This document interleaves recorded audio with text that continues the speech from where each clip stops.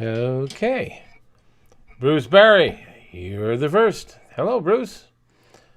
We'll be getting started in about 4.5 minutes.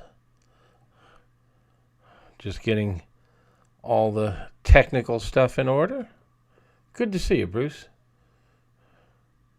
Where are you from?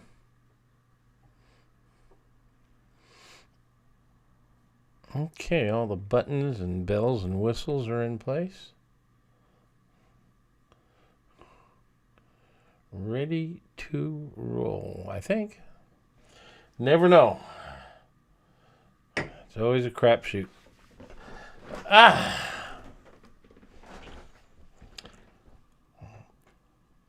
What you got going for Memorial Day there, Bruce?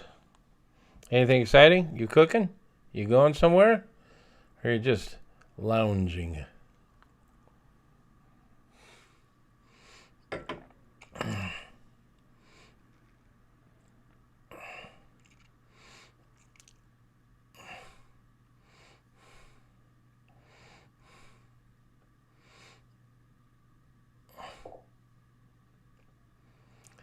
Need Valley Forge, Pennsylvania. All right, I've heard of Valley Forge, PA. Actually, I've been through there. Never been to Need Valley Forge. Pretty country out there, as I recall. I really like Western Pennsylvania. I've spent a bit of time in Pennsylvania Dutch country, and you know what I really like out in that neck of the woods is these cold smoked salamis. What do they call them? Bethlehem salami. They're called bologna, Bethlehem bologna, but they're really salamis, and they're so good. They're a little sweet. Oh man, I used to live in Ithaca, New York, and I would drive down to Pennsylvania regularly and load up on them, and I'd hang them in my basement. And the oil would kind of drip out. I had to put a pan there, and they'd get hard. And, oh man, they were good. You're getting a Napoleon 500. What a great grill! It really is. You're gonna love that side burner. It's an infrared side burner. It's just awesome for searing. If you want to do great seared steaks, chops, burgers, that's your machine. You're going to love it. I'm so glad you bought that. It's a favorite of mine. I had one for years, and then somebody sent me a bigger, fancier grill with those infrared sear burners built in. And so I gave it to my neighbor, who happens to be our artist. It's pretty cool to have my artist living right across the alley. And she's got it. She hardly uses it. And it's like she was over here the other day, and I was saying, you're going to make me come over there and teach you how to use that thing? By the way, if anybody, I see we have Alan Skinner and Eric Olson popped in.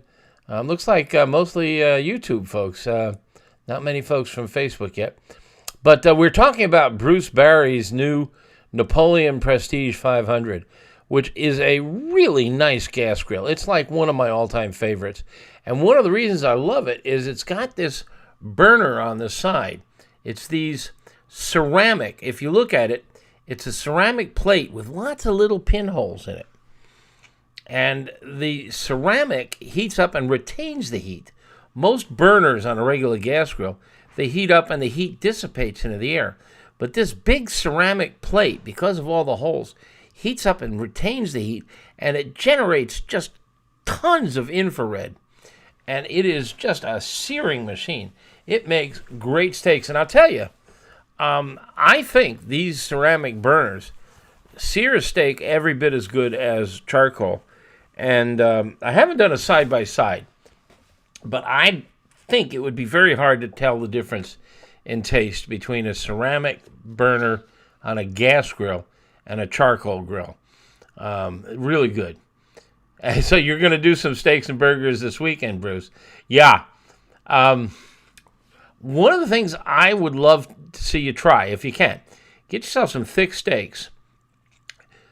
You know the concept of reverse sear, I hope. If you don't, go to my website and read about it. But basically, you warm it gently at around 225. Thick steak, get 1.5 inches or so. And warm it gently until it hits about 120, 115, 120 or so. And then you move it to that sear burner. Leave the lid open. You don't need a lid on this because you're going to just sear one side. And leave it down for about a minute or two, then flip it. It'll be sizzling like crazy. And then sear it, flip it, and flip it. Flip it every couple of minutes so that the energy doesn't build up and migrate to the center.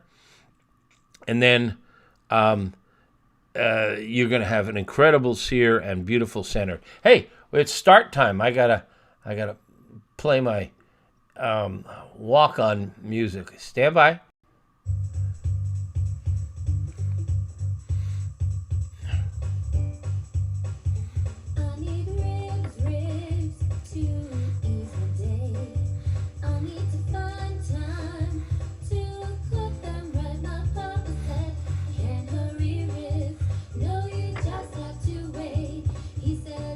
And now, at your service, here to help you cook and eat like royalty is the barbecue whisperer and hedonism evangelist from AmazingRibs.com, the planet's biggest and baddest barbecue and grilling website, Meathead.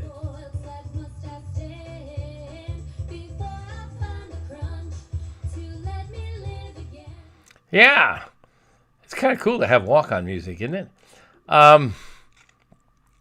We were just chatting before we went live, or officially started, with Bruce Barry here from Valley Forge, Pennsylvania. He just bought a Napoleon 500. And, the guy who tests our grills, Max, I don't know how many of you are aware, but we have a full-time guy who does nothing but test grills and smokers. Only one in the world. Tested hundreds of them. So if you're in the market, if you're shopping, go read what he's written about them. He just came back a couple of days ago from Canada. Napoleon's out of Canada, and he visited with them. He went to their warehouse and their factory and hung out with the manufacturing people and everything, and came back saying it's just an awesome operation. I don't know about the awesome operation. All I care about is that I think that 500 may be the best value dollar for dollar on a charcoal grill. I just love it. So if anybody out there is shopping for charcoal grills, I said charcoal, I meant gas. Anybody out there hunting for a gas grill, go to AmazingRibs.com and look up Napoleon 500. I wrote the review on it, not Max, because I had the sample. It's just an awesome machine. Okay. I see we've got a couple of folks from Facebook popping in. Hello, Jeremy. Thank you very much. He says he loves my work. It's not hard. My daddy told me, figure out what you love to do and make your living at it. And I'm doing it. It's just, hard to call it work. It is work, though. I got to tell you, if anybody has followed me or hung out on the website, or I've been trying to get a book done for like 3 or 4 years. The last book, there it is over my shoulder. The last book is one of the best-selling barbecue books in history. 250,000 copies. Most cookbooks, you're lucky if they do, 10, 20,000 copies. 250,000 is just unheard of. But it's just clipping right along, and I'm very proud of it. Last I checked, now I haven't checked in a few days, Amazon had discounted it from $35 to $18.50, which means they're clearing out inventory, I'm sorry to say. But what a deal. That's almost half price.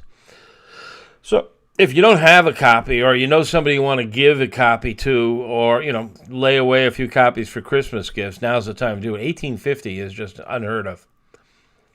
But in any case, I'm working on a new book and have been for years, and it's just been painful. And we're in the very final stages. I turned in the manuscript. The editor has sent back her edits, and now we're arm wrestling over what gets cut and what doesn't. That's just all part of the process. We were going to kick off, for those who've not been to one of these before, last Thursday of the month, we do it every month, and usually I start the conversation with, well, it's hardly a conversation, more of a monologue, I launch into a topic and do 10, 15 minutes on a topic, and then we open it up for questions, and it can be on anything. It doesn't have to be the topic. We could talk about book publishing, because I know a little bit about that world, And I suspect if more than a few of you out there are saying, I really ought to write a book. Oh boy. The book publishing world is just really interesting, and it's changed, just like every other business, drastically over the past few years. I mean, it used to be you would write the book on a typewriter and turn it in, and they would help you edit it, and then they would do the cover, and they do all the marketing and sales. Now, they won't even take you on unless you have a sales machine, which we do, AmazingRibs.com.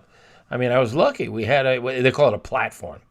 The whole process has evolved, of course, with the internet. And this is my second book in the past 5-6 years or so. And it'll be my last. You can't do it anymore. It just takes too much out of me. It takes too much time. But in any case, you can look forward to it next year. It'll take a whole year. We're in the final editing stages now, back and forth. Well, it's not the final. It's the back and forth stage between me and my editor. Then they come the proofs, and that whole process. But in any case, I thought I'm off target and I'm off topic, and I apologize. I was going to talk tonight about burgers because Memorial Day is coming up Monday. And Memorial Day weekend, you can celebrate Memorial Day on Monday or just have your party on Saturday or Sunday, whenever you want. But it's usually the kickoff event for those of us north of the Mason-Dixon line to celebrate barbecue season. By now, I presume most of you are barbecue-centric enough that you've hauled your grill out of the garage or wherever you've stored it for the winter. If you stored it for the winter, I don't know about you guys, but mine don't get put away. They get exercised all winter long. But, Memorial Day, there's certain foods you serve on certain holidays. Thanksgiving, turkey, Christmas, I like to go for a big beef roast. I'm not alone. Easter, ham. 4th of July, ribs. Father's Day, steaks. These aren't set in concrete, and a lot of people do lasagna for Christmas, maybe, or something like that. But for Memorial Day, it's kind of like, calisthenics, exercise, get in shape for the season. And it's the time to break out the burgers and the brats and the hot dogs and chicken legs and stuff and chicken wings. And I thought we would, talk about burgers briefly. Because even Memorial Day or not, everybody loves burgers. And there's tricks to getting them right. I don't know about you guys, but there are a couple of places I've had burgers, restaurants and stuff, where they just are imprinted on my brain. I remember that burger because it was always so great. The Pines in Trumansburg, New York, on Cayuga Lake, west side of Cayuga Lake, about a third of the way up. I think it's in Trumansburg. It's on the way to Trumansburg. It's between Ithaca and Trumansburg. And it's just a cute little place overlooking the lake. And the Pines Burger just was always fabulous, and it always stuck in my mind. I went back there a year or two ago on vacation, and it was just a great burger. Here, I'm in the Chicago suburbs, a little place called Palmer Place in LaGrange. And there's a whole bunch of places in the Chicago area that are great with burgers. And the question I always struggled with is, why are their burgers better than mine? And I make a pretty good burger, but so I've really undertaken an effort, and I think I've got it pretty much tied down. And so I thought we'd get into it a little bit and pipe in with your questions, and then we can take off on whatever topic you want to talk about. Start with what cut of meat is the best. I don't think there's a huge difference. I do think, though, that the muscles that work harder on the steer are the more flavorful. So things like brisket, flank, have a little more flavor. And they're good for for burgers, because they're tough cuts because they work hard. And if you're making a burger, you're grinding it. Essentially, you're pre-chewing it. So you don't need to worry about how tender it is. It's tenderized once you grind it. So those are good cuts. But the standard cut is chuck. And chuck is from the shoulder. And the shoulders work hard. Now, you got to think of a steer. This is a big animal with a big, heavy head and neck. And those front legs carry more than half of the weight of the animal. And this is interesting. They don't have collarbones. I mean, chickens have the wishbone, which is a collarbone, and turkeys, and we have a collarbone. And they bear a lot of the load. Steers, which walk on all four, don't have a collarbone. So the brisket, the pectoral muscle, brisket is the pectoral muscles. They're the chest muscles. Bear all that weight. So they're hardworking. There's a lot of connective tissue. And but they have a lot of flavor. And those hardworking muscles have a lot of myoglobin, which is the protein that creates a lot of the flavor. So that's a good cut. But the shoulder also hardworking, and it's a bunch of muscles. Think about your shoulder. Imagine what's going on in there. There's 6 or 7 different muscles pulling in every direction to make the shoulder work. And the chuck comes from the shoulder, and typically the chuck is about 80% lean and 20% fat. When I say lean, I mean muscle. And so it's an 80-20 blend if you grind a chuck steak. And so that's what a lot of the burger joints will do, is they'll buy chuck and they'll grind it, and they come away with 80-20. And 80-20 seems to be the magic number for most people. It's the right, all right, 20 is fat. So this is not diet food, huh? Okay? People ask me, I want to eat a healthy meal. There's no such thing as a healthy meal. There's healthy diets, but there's no such thing as a healthy meal. No single meal that you're going to eat is going to detract or add anything to your longevity. You can eat a burger and it's not going to make you die a day younger. Or eat grass and it'll make you live a day longer. It's your diet. And we don't eat burgers every day. So don't worry about having a burger every now and then. And don't worry about how much fat's in it. It's not going to knock you out. It's not going to kill you. There's not going to be the straw that breaks the camel's back. If you're going to have a burger, you might as well have a good tasting one. So go for at least a minimum of 20% fat. And if you're going to do it on a griddle, we'll talk about smash burgers and griddle burgers in a second, but if you're going to do it on a grill over flame, go for at least 20, and I'm going to suggest you should go for 25 to 30% fat.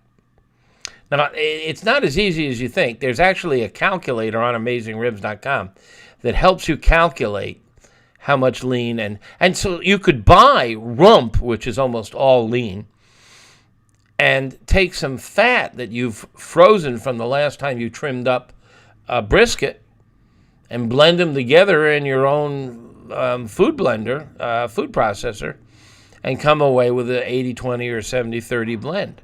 And that's what a lot of folks will do, and I do it occasionally, is I'll save the fat from a brisket, freeze it, and if I want extra fat in a burger blend or a meatloaf or meatballs, I have the fat right there that I can blend in. In fact, if you ever buy aged steaks or aged beef, dry aged, the flavor of the fat in a dry aged steak is distinctively different, and that's where most of the flavor that makes a dry aged steak come from.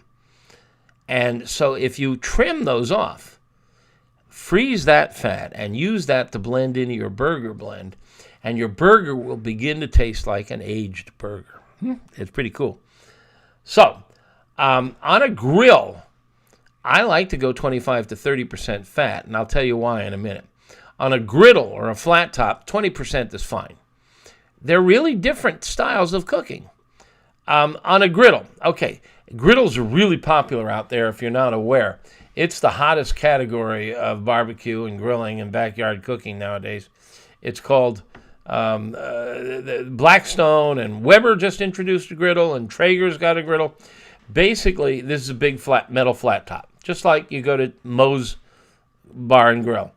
It's a big metal flat top with some gas burners underneath, and it makes it really hot. And what people will do, what the short order cooks will do, is they'll get their ground meat and they'll make like a meatball. And they slam it down on the surface, and it starts to brown. And as it starts to brown, it starts to melt the fat.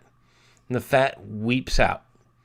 Then they'll take a spatula or a frying pan or a special device like a plaster spreader, and they smash it.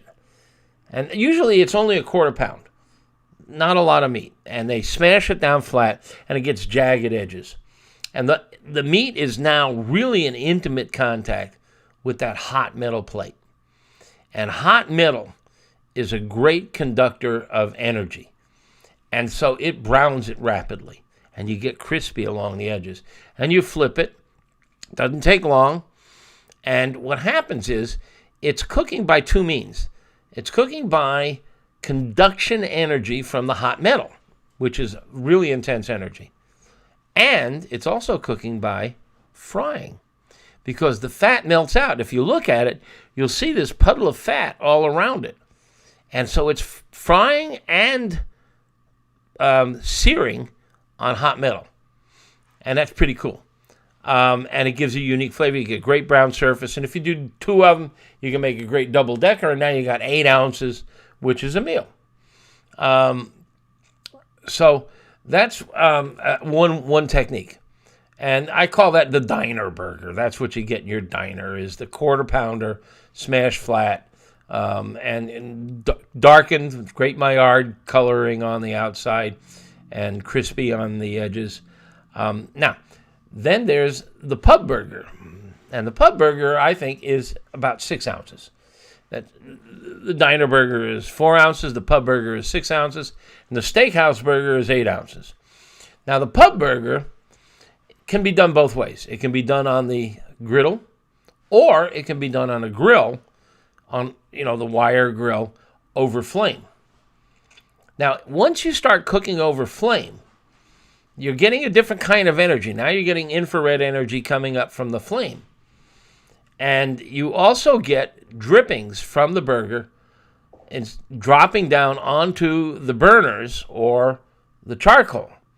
When the fat and the juices and the seasoning that are on the surface of the burger drip down, they vaporize and they come back up and contact the burger and they give it flavor.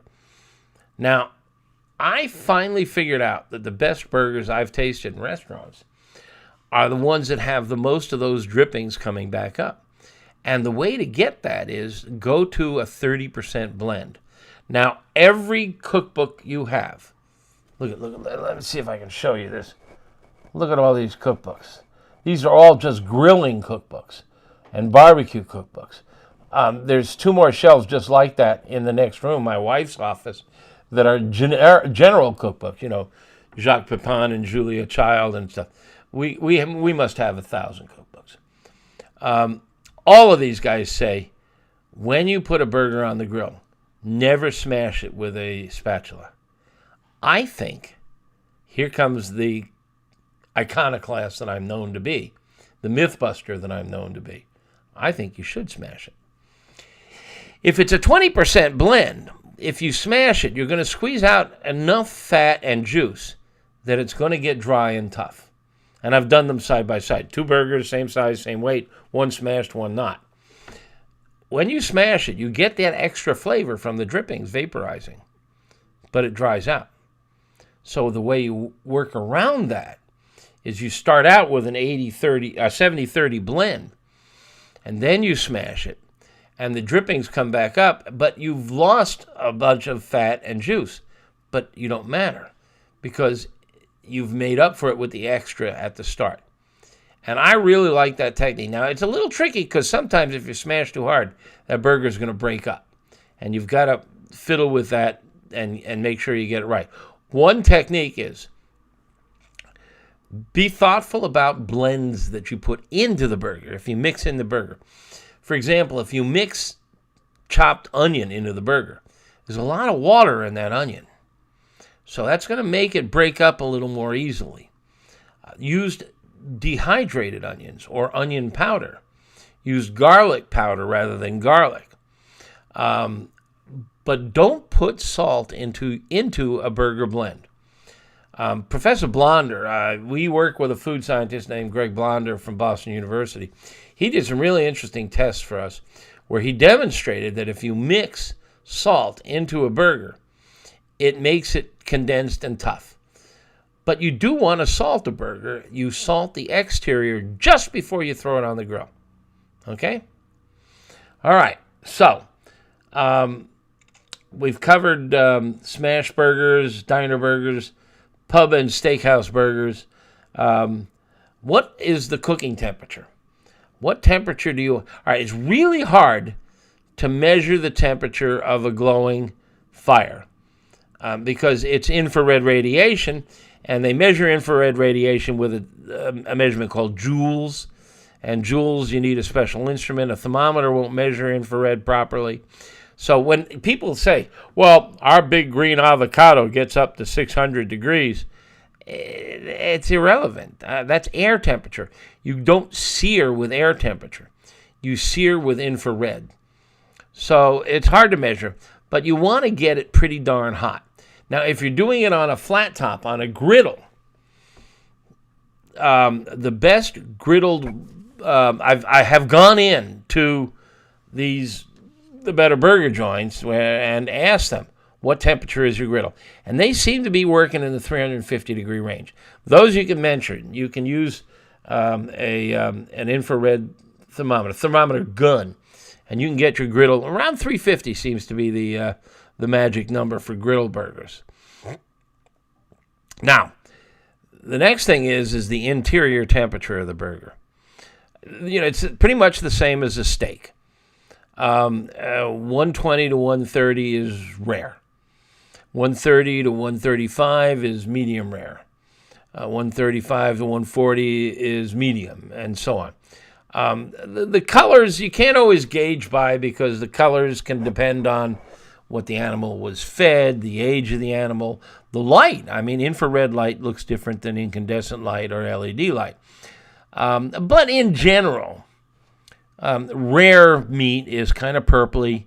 Medium rare meat is rosy. Medium meat starts to go to the pink area. And medium they start getting browner. The USDA warns us properly that we should cook our burgers up to 155, which is well done. They're gray in the middle. But it's safe. And the reason it's safe is when you get a steak from the butcher, there's likely that there's contamination on the surface. There's microbes, pathogens, stuff that will make you sick. But they die almost instantly at about 165. Well, you throw them on a hot grill, boom, they're gone. I mean, that hot grill is well over 165. So you're pasteurizing a steak instantly, a pork chop, whatever. The minute you throw it on a hot grill, the exterior is pasteurized. The interior is usually safe. It's solid muscle meat, and bacteria are just too large to get in. Now, unless people start cutting it, if you start tenderizing your burger with a fork, or rather a steak with a fork, you're pushing contaminants down into the center. Cut it out. Don't do that. But burgers, if you grind them up, you're taking whatever contamination may be on the exterior and pushing it down into the center. So you need to get it up to 155 in theory. Now, you can still have a medium rare burger if you want, but you've increased the risk. And there is risk. And the risk is not terribly high, but it's enough to make you worry, especially if you're feeding it to loved ones. If you're feeding a medium rare burger to a kid or a granny or somebody with immune compromised system, if there's a contaminant in there, it can make them sick, and in rare cases, it can kill them. So you don't want to do that unless you can pasteurize the burger. And the way to do that is you can grind your own, and you get steaks like a chuck steak. Generally, a slice of chuck is in the 80-20 range. So you get an 80-20 steak, and you throw it in your, those hand crank grinders are just fine. Or if you've got a KitchenAid, you can buy a grinder attachment, or you can just throw it in your food processor and pulse it gently. You got to be careful because it'll turn it to hot dog pulp. But you can make burgers that way. And I have articles about all of this on AmazingRibs.com. And so you can get the burger pasteurized by dunking it in boiling water. And you get that water up to boiling temp, 212 degrees. And if you dunk the burger in there, you've killed anything on the surface. Now you can grind it, and it's pasteurized, and you can cook it to medium rare. And it's safe. So that's a trick. The other thing is you could buy irradiated beef. Some companies actually sell burger meat that's ground, that's been hit with radiation. Now, it's safe. This is not, it doesn't glow in the dark. Remember, radiation has many forms. My voice coming to you tonight is radiation. It's on the audio end of the radiation scale, but sun, infrared, ultraviolet, they're all forms of radiation. Even X-rays and gamma rays, it's not going to build up in there. It's safe. So things like irradiated beef is just perfectly safe, and it's pasteurized. So you can have it. You can have it raw. Okay, so we're now down to the safety issue. Toppings, bottomings. That's so personal. I mean, do you want pickles? Do you want sweet pickles? Do you want dill pickles? Do you want lettuce, tomato? You decide that. The one thing is most of us like some sort of sauce. And ketchup seems to be the dominant preference. But, we've always liked the secret sauce at McDonald's. And I have a recipe for a secret sauce on the website. I call it Burger Glop, and I encourage you to check it out. It's pretty straightforward in theory, but I've kind of fine-tuned the ratios. It starts with barbecue sauce instead of ketchup. Then there's mayonnaise. And then there's a little bit of mustard. And then there's some other stuff in there, some hot sauce and some other things. And it's really good. I encourage you to go check out the Burger Glop on AmazingRibs.com. But that's one of my favorite sauces. And then the other thing is the buns. And you want to make sure you get a bun that will hold up to all this, because if you do it right, there's a lot of juice in there. And as soon as that juice comes out, it soaks right into the bun. So one of the first things I want to recommend you do, and you probably know about this, and that is toast those buns.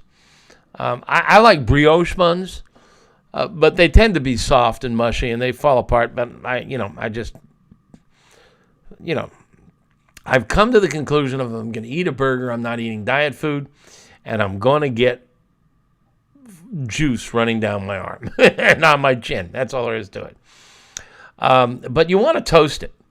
And what you can just toast it on the grill. Just put it down until it gets golden. Or if you're using a griddle, you could put a little butter on it and just slap it on the griddle. You got to push down on it to make sure it's in contact with the griddle. But I think toasting it's really important because it gives it a nice crunchy texture. So those are some of my secrets, and I haven't covered everything. There's a whole bunch of burger articles on AmazingRibs.com with a whole bunch of tricks on how to make a great burger and discussions of all of these topics in detail. But those are some of my tips. So let's go. I've been yakking monologue here uninterrupted. Let me go over to the questions here and see if we've got any good questions. And then we can take off on whatever you want to talk about. Okay, I'm scrolling through the questions. Bruce is asking if he can send me pictures of his new Napoleon 500. Yeah, you can. Anybody who wants to reach me, Meathead at AmazingRibs.com. Meathead at AmazingRibs.com. Pretty easy to remember. Now, if your pictures included using some of my sauces and rubs, that would be even better. We use it ourselves on social media. By the way, my red meat rub is really good on burgers. Really good on burgers. Cat Steele is voting for smash burgers. He thinks they're the best. Any thoughts on mixing in some ground turkey or pork with the beef? Kind of like a meatloaf burger. Yeah, that you took the words right out of my mouth. Your classic meatloaf blend, and even your meatball blend, is beef and veal or pork, and yeah, you're going to get some variation. Personally, I prefer all beef, but why not? I mean, I love different flavors, so why not blend it? And, almost, if you think about it, a hamburger is really a form of sausage. It just doesn't have a casing, right? A meatloaf, meatball, they're all ground meats with seasoning and flavors, which is what sausages are. And sausages don't always have a casing. I mean, you got Jimmy Dean breakfast sausage, which is a patty, So why not make your own sausage, blend in things? Why not? And you can put the flavors inside. Just save the salt for the exterior just before you start cooking. Sounds like fun. If you come up with a good blend, send it to me. I'd like to try it. Enjoying your tips. Hand pink waving. What is a hand pink waving? Is that like a pinky waving? Are you waving at me with your pinky? That feels kind of vaguely obscene. Oh, well, I don't know. But Colin does enjoy my tips. Thank you, Colin. My football always test your buns. You mean toast your buns. Yeah, absolutely. Toast. Oops. Yep, there you got it. Eric Olson's asking a good question over on YouTube. Do I form the patties by hand or do you use a press? All right, so you've got your bun, which tends to be about 4 inches.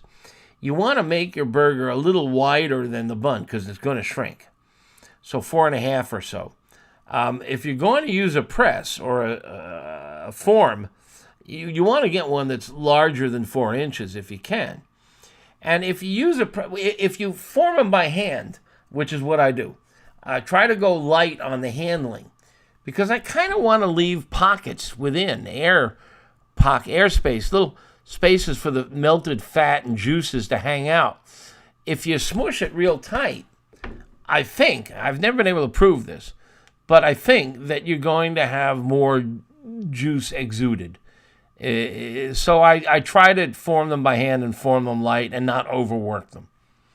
Just, I think I'm not alone in that. I think that's the general consensus. All right, I don't have a lot more questions on burgers from you guys, but I'll take questions on anything. I wanted to show you something else. I just got in the mail today a sample. They sent it to me as a sample. This is a new Hexclad. Now, if you hang out on Twitter, you may have seen Gordon Ramsay hawking these things, promoting them. I don't know if you can see the pattern. I'm holding it up. See, it's got like this hexagonal pattern on it. The hexagons are stainless steel, and then in between it's a nonstick surface. So we cooked tonight on it for the first time. We did tuna steaks, and it's supposed to be nonstick. It weighs a ton. It looks really cool, really cleverly designed. I'm just kind of curious if any of you have got one of these or have worked with any of these. The reason they sent it to me is I'm going to try to evaluate it. I know grilling and barbecue is my middle name, but we all need a frying pan, and I do occasionally do things that need frying pans, so I thought I've tested some other. I'm a big fan of the green pan. There's a recipe on our site for smoked salmon omelet that I do on the green pan, and it's just phenomenal. That stuff is as slippery as a ski slope, and it's just fantastic for the omelets, and I've got some omelet secrets there that you likely have not encountered, but they work, some chemistry. So I'm curious if anybody's got one of these Hexclads. I'd be curious to hear what you think of it. Weighs a ton. Okay. Is grill temp on a pellet set for 350 like a griddle temp for burgers? Well, if you're going to use a griddle and you put it into an oven where it's reading 350 air temp, then eventually the griddle is going to come up to the same temp as the air. I mean, if you have a gun, you can measure it, but whatever the air temp is, if you put the metal in there like a frying pan or a griddle, they're going to come to the same temperature. They're going to equalize. The difference that I was struggling with, and I explain it in more detail on the website and in my book, is that infrared is a type of energy. We really shouldn't be talking about temperature. Temperature and heat are different. Temperature is a measure of the heat. Infrared is a type of energy radiation. And the infrared, think about if you go outdoors on a hot sunny day and you stand in the sun, the back of your neck is getting pounded on by infrared radiation. Now, everybody knows that there's ultraviolet in the sun rays, but there's far more infrared than there is ultraviolet. The ultraviolet is what gives you a suntan, but the infrared is what makes you hot and sweaty. And that's what glowing coals are, is infrared. That's what a hot gas grill flame is, infrared. It's a type of energy. If you step out of the sun and into the shade, the air temp all around out there is the same. It's just that you now are blocking the infrared by being in the shade. And so the measurement is different. You can't just measure it with a thermometer. Measuring infrared is tricky, and it's just measuring the temperature over glowing red coals or flame. But in a oven, which is what a pellet grill is. A pellet grill is an oven, just like your indoor. In fact, they call it pellet grills, but it's really not a grill. A grill technically is cooking with infrared. It's cooking with glowing red coals, flame, and you don't have that on most pellet smokers. Most pellet smokers, you have the burning is going on in a little cup underneath a metal plate. Now, some of those metal plates have little holes, but they're not enough to let a lot of infrared through. So you're cooking essentially in an environment very much like your indoor oven.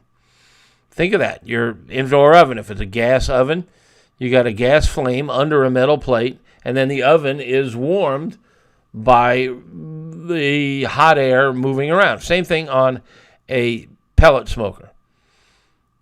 So it's not, now some of them, the new Weber SmokeFire Plus, actually you can cook directly over flame, so you can get infrared. It sounds very complicated, it's physics, but I do explain it on AmazingRibs.com in an article on thermodynamics of cooking, and it'll of course be explained in my new book. It's in my old book too, but a really core concept, because there's three types of energy on a grill. You have infrared, you have conduction, which is the hot metal grill grates, which is what causes grill marks, because it's the metal heats up at a different rate than the air, and so it burns or chars or brands the surface of the meat. So you have conduction energy, and then you have convection energy, which is the hot air rolling around inside. Now, on a pellet smoker, it's mostly convection air. On a charcoal grill, you've got infrared from the charcoal. On a gas grill, you've got, well, it depends, because a lot of gas grills, they have little heat distributors over the burners that keeps the infrared down. And that's why most gas grills and pellet smokers can't do a decent job of searing a steak. I mean, if you really want a great sear on a steak, you use a charcoal grill. Or an infrared burner like that Napoleon 500 that Bruce just bought, because it's got infrared burners. So, yes, you can get 350 on a pellet smoker, no problemo. Okay, CBQ. What is the ideal cast iron pan surface to sear a steak? In that 350 to 400, it depends though. I was just twice this week. A new restaurant opened in Chicago. It's kind of fun. Smoke Steak, SMOQUE steak. One of the best barbecue joints that I've ever been to is in Chicago called Smoke, SMOQUE. And it's a great barbecue joint. He just opened a steakhouse. And what he's doing is he's smoking his steaks lightly for only about 20 minutes. Then he sous vides them. And then he sears them in a cast iron grill. So the temperature, really, in most cases, you just want to get that cast iron grill as hot as you can, cast iron pan, or griddle as hot as you can, because you're just cooking the surface. The interior is different, and I've stressed this, and it's really crucial. Everything depends on the thickness of what you're cooking. If you have a 3/4 inch steak and you throw it in a cast iron pan or on a griddle, you can get a great sear, and the energy from the surface will migrate to the center and will cook it to a good temperature. But if you do the same temperature in the same pan or griddle on an 1.5 inch steak, the center is going to be rare or raw, because it takes time for the energy to migrate from the outside to the inside. So you have to do a couple of things. You either have to dial it down and then let it take its time, or you have to pop it in the oven and roast it to finish it, which is what a lot of restaurants do, is they sear in a pan and finish in the oven. Or on a grill, you can do reverse sear, which I've talked about endlessly and I've written about endlessly. And if you're not familiar with the concept, go to AmazingRibs.com and in the search box type reverse sear. But basically, you start it on a low temperature over indirect flame. There's no flame underneath. It's just sitting there. You fire up your gas grill and you put one burner on high and the other burners are off. And you just put it in the off side and let it warm with convection airflow gently, so it's an even temperature throughout. We'll say 120 or so, and then you move it over to the direct infrared side and sear it with the lid open, and you flip so that the energy doesn't transmit itself to the center. So there's no way to answer that without knowing how thick it is. Okay. Eric Olson, you have a Rectech Bullseye. There are two versions of the Rectech Bullseye. The original version got the worst rating Max ever gave a grill. And those guys were really pissed at us. We have never encountered such incivility in a manufacturer, such vile response. And then they went and took all of Max's suggestions, revised them, improved the grill, and have a new one out there, which from everything we hear is much better. I don't know which version you have, the one that sucks or the good one. But this is a grill that cooks with pellets, which is really tricky to do. So I don't know what you've got and what it's like in there. But I got to tell you, I've never encountered such uncivil people. We deal with hundreds of manufacturers and others. But the original version of the Rectech Bullseye was a piece of crap. And that could be why they're mad at me. Because I'm honest. Okay. All right. Come on, guys. I think I've answered every question you've thrown at me so far. We still got at least 15 minutes, and I usually go more. You have the second version, Eric. Good man. Yeah, I think everything that Max suggested they incorporated. Never thanked us. But from what I hear, the second version is significantly improved, and it's not bad. We haven't bothered to buy it and test it. We got so many really interesting grills and smokers to test out there that we just haven't bothered going after that one. Can't imagine why.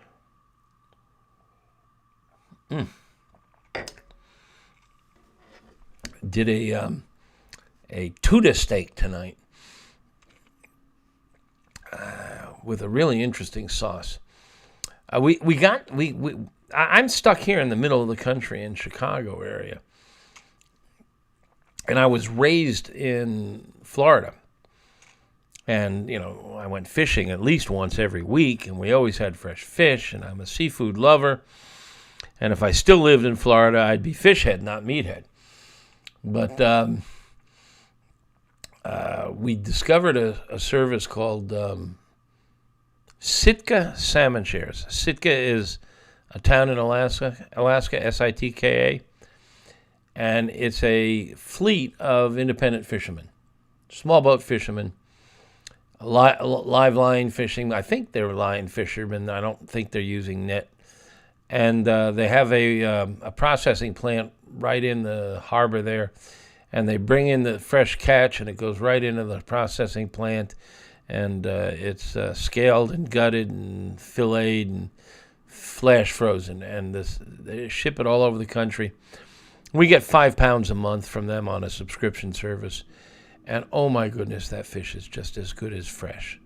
It's just outstanding. If you're also starving for good fish, look into Sitka Salmon Shares. They're not cheap, but the stuff is pristine. Alden Skinner, what am I drinking? I'm drinking a Sauvignon Blanc from Washington State. Honig, Honig. Before I got into barbecue, seriously, I've always been into barbecue, but before it became my living, I was the wine critic for the Washington Post and the Chicago Tribune, and I actually published a magazine about wine. And about the year 2000, I switched to solid food. But there's always good wine on our table, and I usually have a little sip while I'm talking to you guys. Keeps the tongue moving. Keeps me being friendly and glib. As he stumbles looking for the word glib. So, okay. Trying to think if there's something else to cover here on burgers. Something I really like on my burgers, and you can make quick pickles. If you haven't learned about quick pickles, you need to learn about them. Really easy to do. Basically, you slice up an onion or a jalapeno or ramps, which are coming into season now, fresh ramps, which is a type of scallion, if you want to think of it that way.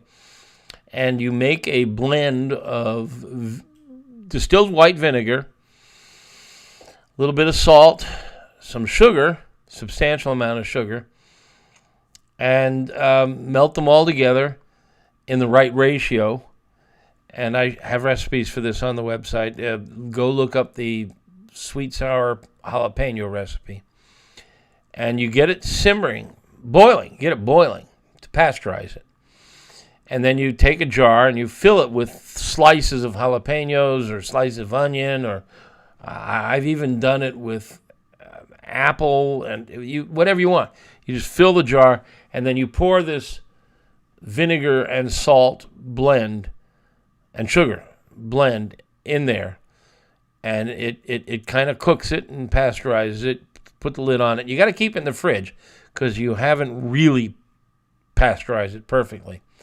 But pop them in the fridge, and within a day, you've got these great pickled jalapenos, and they're fantastic on a burger.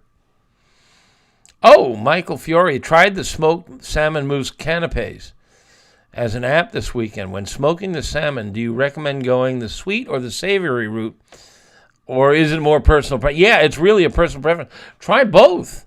I mean, you're going to do more than one fillet, aren't you? I mean, usually they're, maybe 4 by 4 inches or so.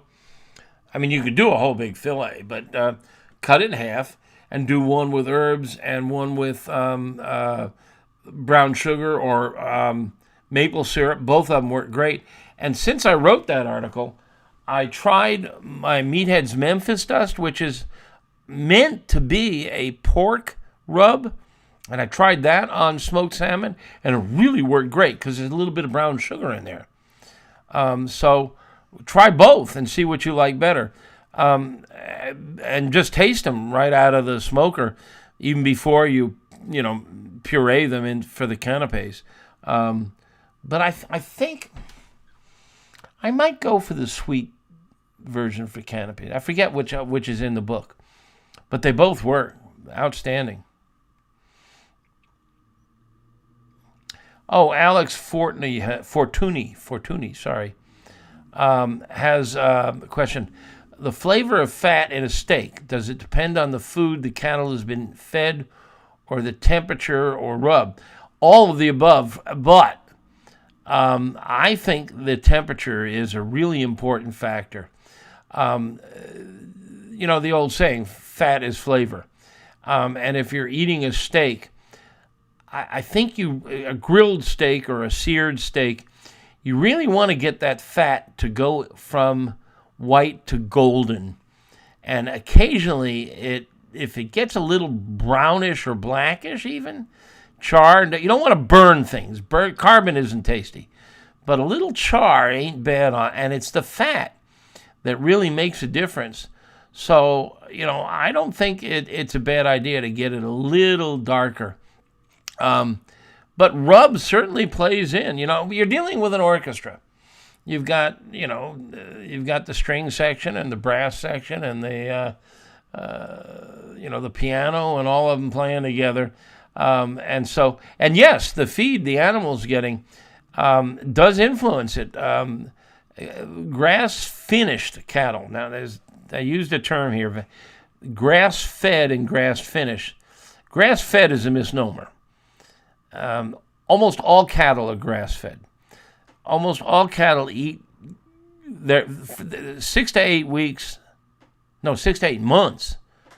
They're suckling on mom, so they're drinking milk. All of them, 6 to 8 months.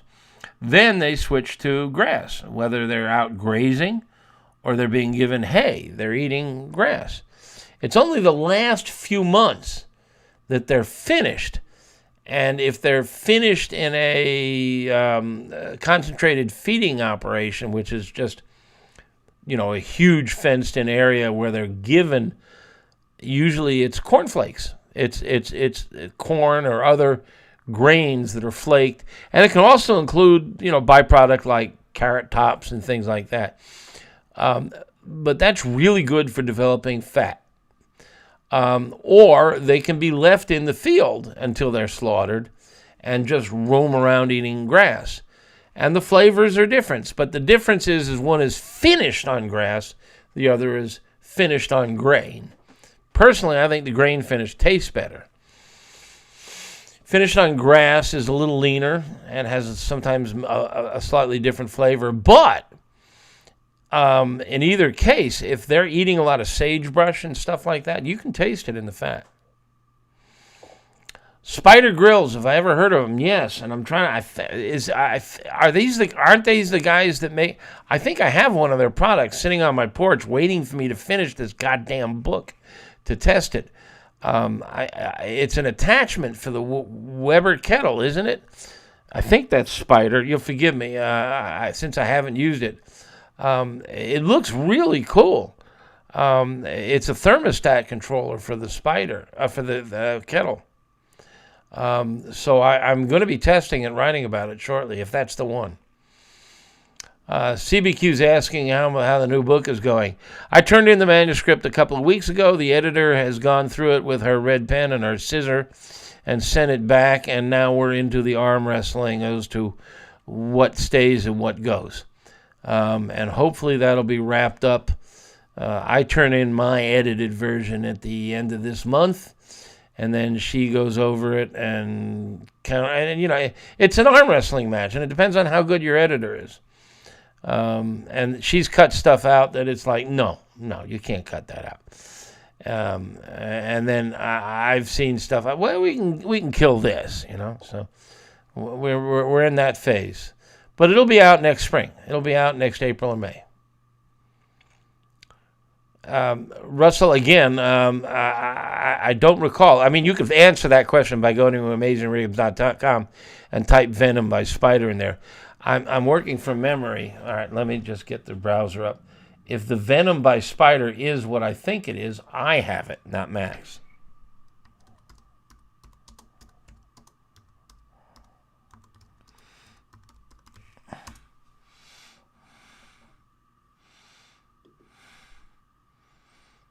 Yes, I have a Spider Grills attachment. I don't know if it's the Venom. I'm not going to take time up in public here to figure out exactly which model I have. But they sent me, it's an attachment for a Weber kettle that is a thermostat attachment. And there are many, many of them out there, but this one looks really clever. And I haven't tried it yet. I have it. It's in my possession. I'm going to be testing it, and I won't get to it until I'm done with the book. But I am impressed with it in theory.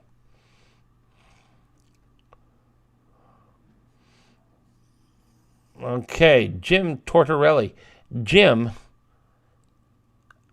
my wife is Tortorello. She and you may be cousins. You're in Nashville, eh? A whole bunch of Tortorellos and Tortorellis in New Jersey and Chicago. In fact, I built a website, tortorello.com. Haven't updated it in 10 years. It's way out of date. But I think you guys are all related.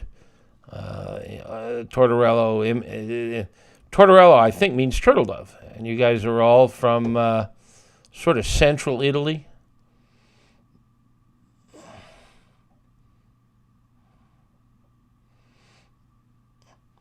So you've got your sons and you're teaching them about chat. Well, hello, Jim's sons, and welcome to the Tortorello clan.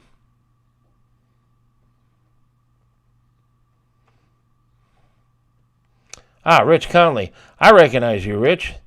Good to see you again.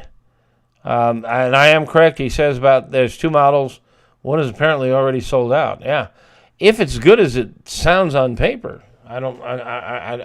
If you have a Weber kettle, Weber kettles, I think the first model came out in 48 or 49, and they haven't changed a heck of a lot.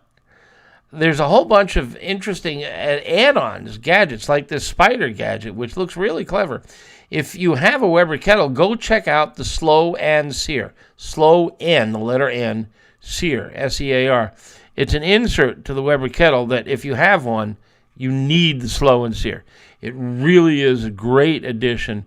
It costs about $100, and it really does everything they say it does. It really improves your ability to smoke and to sear.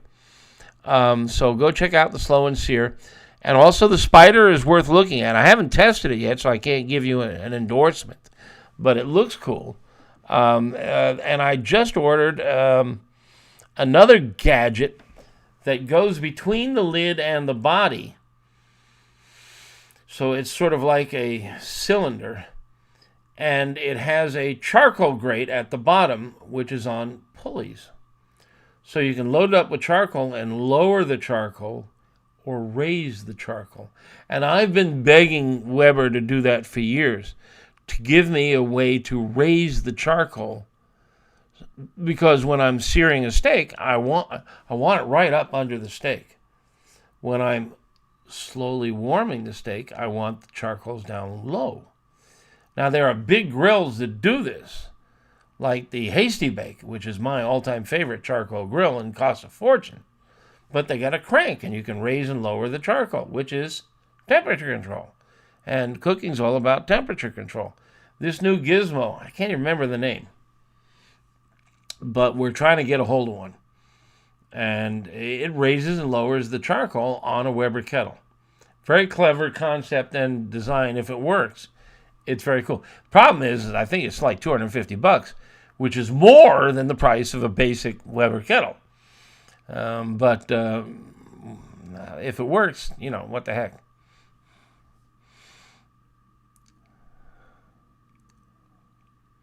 Okay, hit me, guys. We're an hour in, and usually I go an hour and a half. If we run out of questions, then it's time for me to catch a little TV. Hey, here's a question. Does anybody remember what Ted Lasso's Wi-Fi password was? It was on last night, and his mom was visiting, and the Wi-Fi password was something like Kansas City Barbecue. And I don't remember. I'm going to have to go back and watch it now. Russell says nice things about my book. Thank you.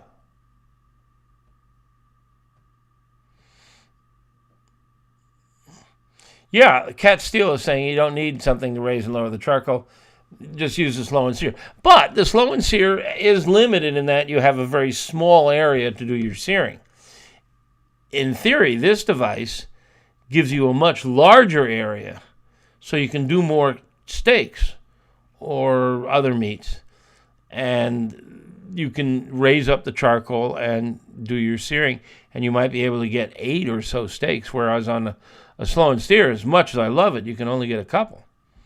So if it does its job, it's a good idea.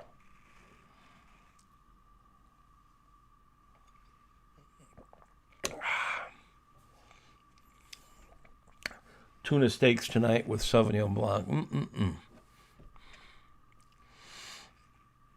Well, I have rambled quite a bit tonight, and I don't see too many more questions. I don't see any more questions. So if that's the case, I think I'm going to thank you very much for your attention. And Cat Steels, remember that? No. I can check it, though, right now. Stand by. It's from a company called Max Grills, I think, because my guy Max got a kick out of that. Stand by. I can look it up, because we talked about it at our team meeting today. So let me go to the notes of today's team meeting and see what's there. It's in Max's report. There it is. Caliente. Caliente grills. And I think the manufacturer is called Max Grill, MAX Grill, or something like that. I didn't see it on their website. Max found it. But I saw it somewhere. And it looked cool. Yeah, CBQ's asking if there's a Santa Maria attachment for the kettle. There is one, and I have it. Santa Maria grills, typically, all right, if you think of a big rectangular grill, and the grate that you cook on is on a pulley system. You have 2 big arms and a cross piece and a crank, and it raises and lowers the grate. You throw logs in the bottom, burn them down to embers, and then you start the meat on it at a high altitude, and you can lower it down to sear it and raise it. And that's what your classic Santa Maria grill does. Doesn't have a lid. You control temperature by raising and lowering it. And that's the concept behind this. Instead of raising and lowering the food, you're raising and lowering the charcoal. But it's the same idea. Same thing that the Hasty Bake does. You raise and lower the charcoal. The food sits still. But there's something called the infrared square laws. Or rather, the inverse square law. The inverse square law is a little bit of physics, but if you're a photographer, you know it. It explains that, you ever see a flash photograph where the person in the foreground is really beautifully lit and then immediately everything behind them is black and dark? It's because radiation, light is radiation, sound is radiation, it spreads out rapidly. And so it dissipates by the inverse of the square of the distance. That's the formula. But in any case, the same thing happens with energy from a grill. If the charcoal is very close to the meat, it's much more concentrated than if you drop it down. So if it's 6 inches below the meat, it's 4 times as strong as if it's 12 inches. Even though the distance is doubled, the square is, yeah, right. Whatever. That formula, by the way, is in my new book. And my editor tried to excise it, and I'm not going to let her get away with that. But the formula for inverse square is, you can just Google it. In fact, okay, what the heck? We got a few moments here. Let's go to a picture of the inverse square law that I created for the book. Okay. All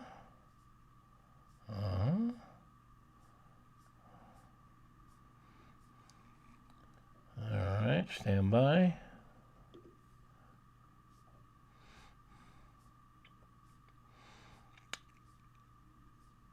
I'm looking through a gallery of images that are in the book. Where's inverse square? Where is it?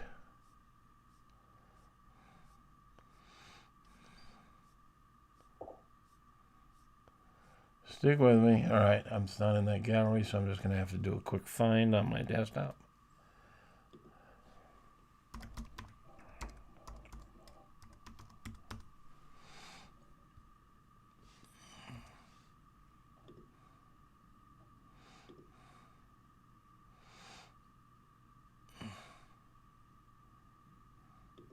Come on.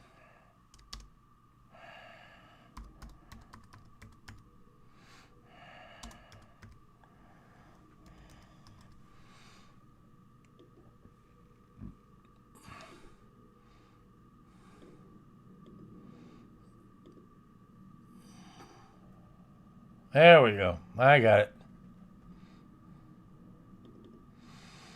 Okay. Pulling it up. Sorry for the delay. I got to open Photoshop. Okay. Now I've got to do a screen share.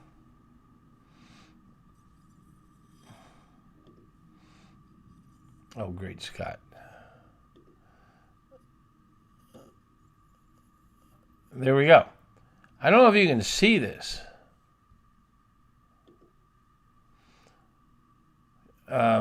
And it'd be helpful to get somebody to tell me if you can see this.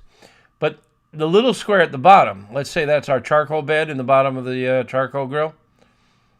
The energy spreads out until it's just a small portion. Now, it's not quite a perfect example because the sides of the grill get involved. But in any case, it just shows you. Thank you. You can see it. I can hear. The point is that the energy spreads out rapidly. And when you move close, say if you move from 12 inches to 6 inches, you're not doubling the energy. You're quadrupling the energy. So I'll post an article on it someday. In any case, what the heck was that related to? Santa Maria Grills and this caliente attachment for the kettle. So it's really a clever idea, and it does, give you more temperature control, and that's what cooking is all about.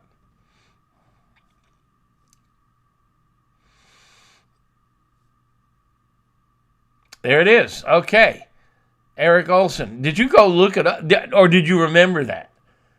I mean, because I was going to go to Netflix or Apple and just play back. Yeah. Ted Lasso's mom visits him, and it's hysterical. She is, you can see where he gets it because she's just like him. She's just, always making jokes, puns, and he's got to go out, leaving her in the apartment, and his Wi-Fi password is BBQS at UCE, barbecue sauce. That's Ted Lasso's password, barbecue sauce. What else? He's from Kansas City, or Kansas at least. James Morgan, you have an old Weber Genesis 3-burner. Tell me, James, are the knobs, do the burners run left and right or front to back? I had one that ran left and right. I had it for like 20 years. Really oldie goldie, loved it. Do you like the Napoleon 500 better than the new Weber Genesis? I like them both. I mean, they're both really built. I really do love the side burner on the Napoleon. I haven't played with the new Genesis, and I hear it's got a lot of bells and whistles. Go read Max's review, and then read my review, and flip a coin. Russell, am I still a big fan? Yeah, I love the kettle. I mean, I probably use it more than any of them. I have a lot of grills.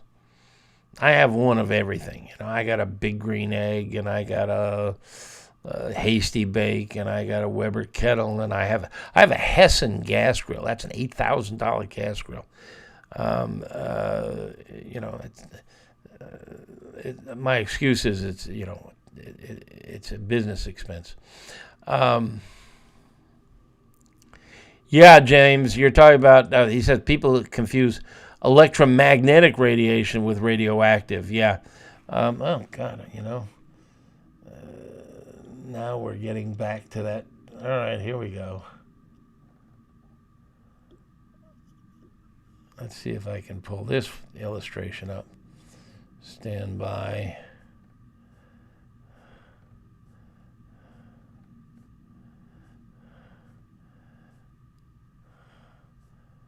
Well, I tell you, things are just not. I'm just not finding graphic files today. I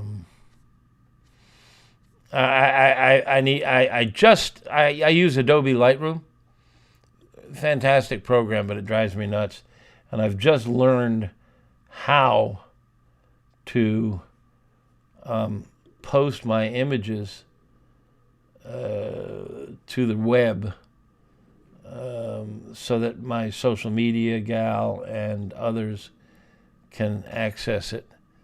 And that includes me, and I'm trying to find stuff, and I'm not having a lot of luck. And it just comes with the turf here. I'll tell you what I do have, though. I just accessed it. All right, I'm just going to take a moment. I did my master's in photography, and I have been working hard on the quality of the photographs for my next book. And I'm using a really interesting system called light painting. And here's some examples of them. Okay. There we go. Where the hell am I? Oh, there we go. That's a pork steak.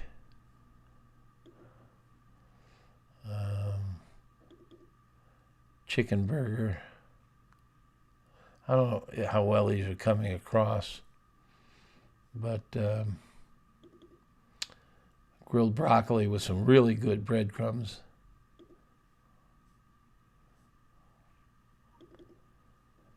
Grilled corn salad.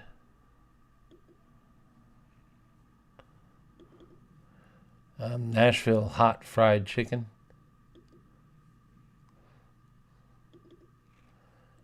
Pumpkin soup. Grilled pumpkin soup.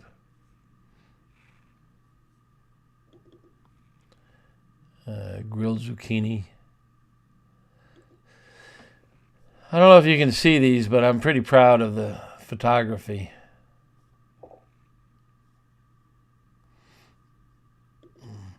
Those are lamb kebabs.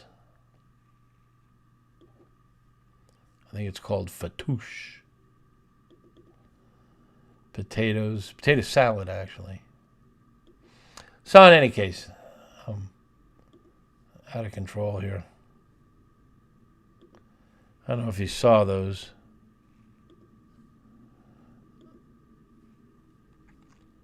Okay, Jeremy says you can see it. So,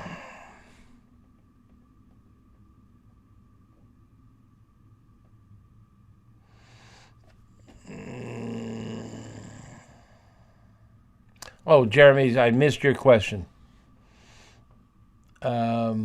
If you had to decide between a Hasty Bake 250 or a PK Original. Hasty Bake. I love the PKs. I've had both the original and the new 360. The 360 is an improvement. Both of them are really nice machines. They're rectangular cooking surfaces rather than the round cooking surface that you get on the Weber kettle. And that makes it easier to set it up in two zones. So you can do a pork butt very easily on a PK. And the charcoal bed is closer to the meat, so it's really easy for grilling a steak.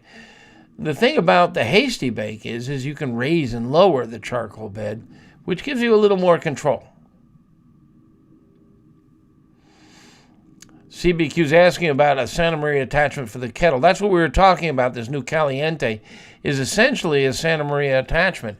Now, I have a gadget that's designed to be like a Santa Maria attachment, but the lid can't go on it. It just looks like a Santa Maria grill. It's got a big crossbar and a crank and everything. And it was getting hung up every time I raised and lowered it. I never reviewed it because I just thought it was too awkward, difficult to assemble, clunky. But the Caliente looks like a unified piece. So that is sort of like a. You don't have to put the lid on if you want to leave the lid off, but you can, and I think that's an important feature.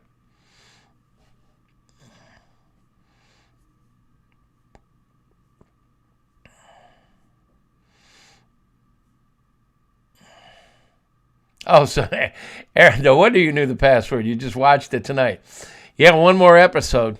So what do you think? Is Ted going to coach the last game, or is Boy Wonder going to coach? And is he going to go home to Kansas? And, you can see the storylines wrapping up, you know. It's been a fun series. Lied Waitley, what's my primary camera? You're getting used to your Canon R5. I'm a Nikon guy. That's sort of like Mac versus PC, sort of like mayonnaise versus Miracle Whip. I've been a Nikon guy since college. I've used Nikon SLRs for 50 years, so I'm using a D750 right now. It's not state of the art. I have two D750s and one D650. One 750, which I keep upstairs, and I use it when I'm in the kitchen and out back on the grills. And the other one is mounted to a tripod in the studio downstairs. I have a studio in my basement. Eric thinks he's going to go home, and he's got to stay for the last game, don't you think?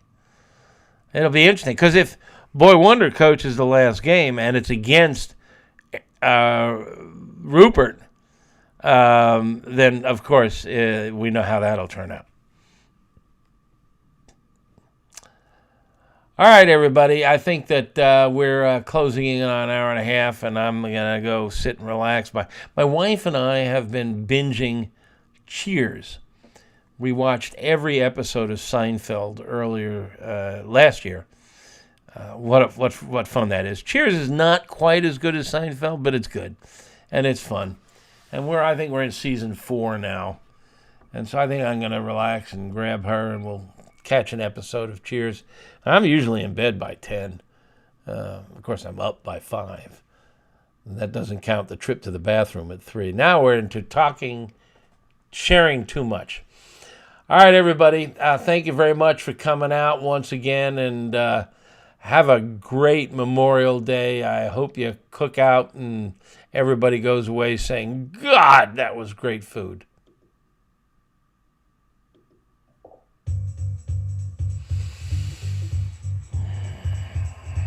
That's all for now, folks. Thanks for staying awake, and please visit AmazingRibs.com for the articles, recipes, and reviews mentioned in this chat with the Barbecue Whisperer and hedonism evangelist from AmazingRibs.com, the planet's biggest and baddest barbecue and grilling website, Meathead.